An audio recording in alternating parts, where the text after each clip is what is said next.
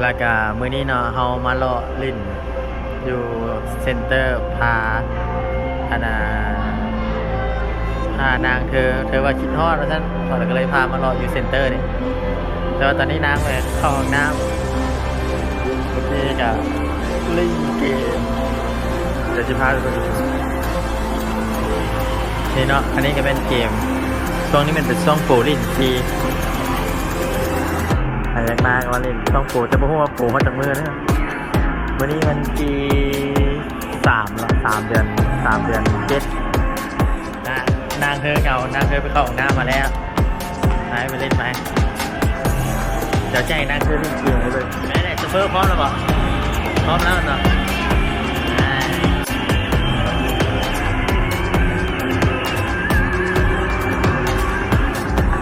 นางกำลังกดแล้วตอนนี้การแข่งขันกันเริ่มขึ้นแล้วรถของตัวเองข้างในสีขาวอ่ะป้าจะเล่นยังไงเอาลงนี่เลข3เลยเลข2แล้วตอนนี้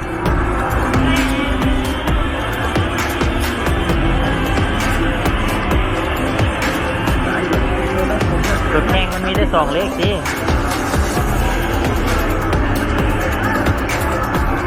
ทางเธอทิ้งเต็มที่เหยียบจำคันเร่งละดิร้อยปลายครับวะ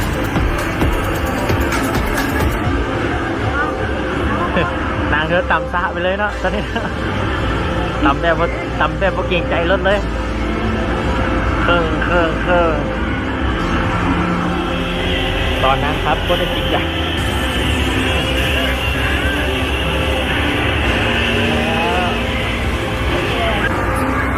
ตัดภาพเข้าไปการแข่งขันที่ซึมตอนนี้ผู้เห็นฮอตก้นคู่ต่อสู้ผู้เห็นฮอตก้นคู่ต่อสู้โอ้ยนิดนึงละอยู่ในแผนที่จะต่ำลูกยาวนะตอนนี้นะบนสภาพรถซิมูลแบบโมเป็นเตาแล้วไปแล้วโอ้หลักกระแพ้นะพลาดคนแพ้เนี่ยเป็นไหนคนซึ่งไหนที่จะแข่งคนแพ้เลี้ยวผมมาหลายคน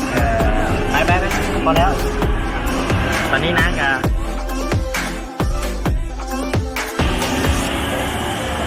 ถึงที่เบื้องนางครับเอาเบื้องหน้าจอยแก้วไปได้เลยจะบอกว่าทำต้นไม้ตายเลยรู้ว่าต่ำรถมุนเลยร้าน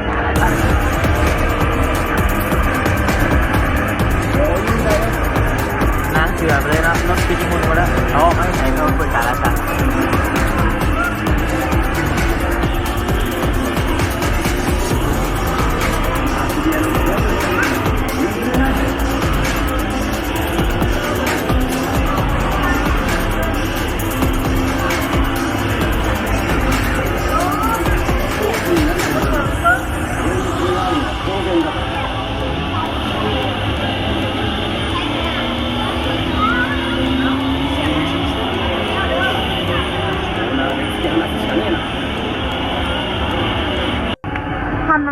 แล้วก็นางแพ้อีกแล้วนะแพ้อีกแล้วส่วนอันเมื่อกี้กับแมนค่าเล่นแมน2,000 กีบเนาะแต่ว่ามันมีโปรมื้อนี้ลิ้นฟรีกับมื้ออื่นลิ้นฟรีมื้อนี้วันที่3เดือน7ปี2019มื้ออื่นกับวันที่4ลิ้นฟรีแต่แมนค่าเล่นเป็น2,000 กีบเหรียญละ1,000 กีบเขาจอด2เหรียญตอนนี้นางเธอกำลังใหญ่นะเพราะกำลังจะได้กลับบ้านแล้วนางเธอให้อยากอยู่คนเดียวไม่อยากอยู่คนเดียว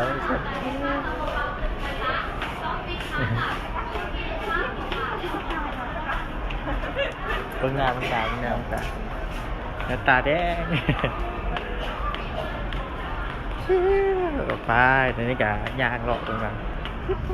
ออกมาจากเซ็นเตอร์แล้วกำลังจะได้กลับแล้วไปขี่รถ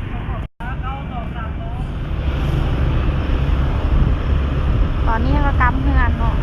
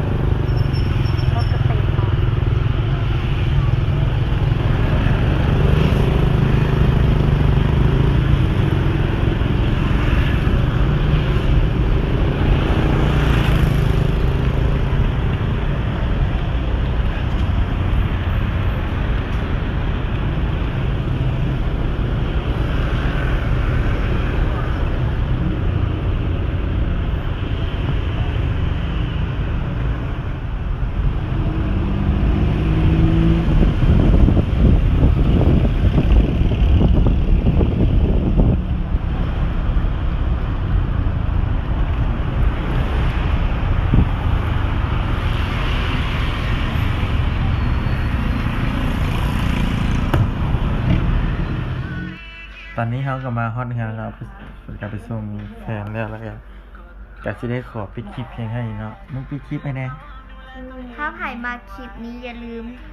กดไลค์กดแชร์กด subscribe ให้เนเดอร์ไผมักหั้นนะ อย่าลืมกดไลค์หลายๆเด้อ บ๊าย บา บาย ย